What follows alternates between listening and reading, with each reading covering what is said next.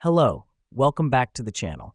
Today we're diving right into how to create a dashboard on Monday.com, the ultimate guide for 2025. First things first, log into your Monday.com account. This is where we start our journey to creating an effective, data-driven dashboard. Now, why is logging in the first step? It's because Monday.com is a web-based platform and we need to access our account to use its features.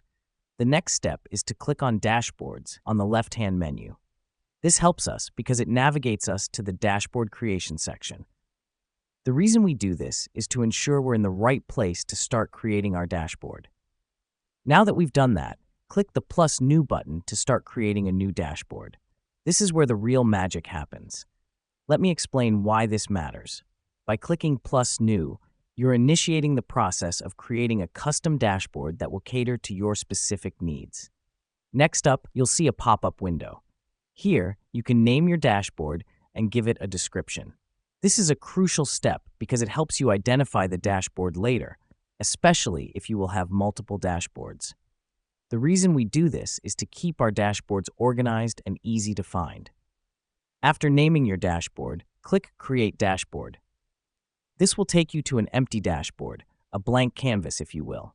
Here's what's happening behind the scenes. Monday.com is setting up a space for you to add widgets, which are the building blocks of your dashboard. Lastly, click the Add Widget button and select the type of widget you want to add.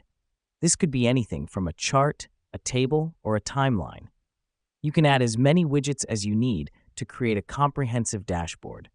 Now, why is this important? By adding widgets, you're customizing your dashboard to display the data you need in the format you prefer. And that's it. You've successfully created a dashboard on Monday.com. Remember, the power of a dashboard lies in its ability to provide you with real-time, actionable insights. So keep experimenting with different widgets to find what works best for you. That's all for today. Thanks for joining us, and we'll see you in the next one.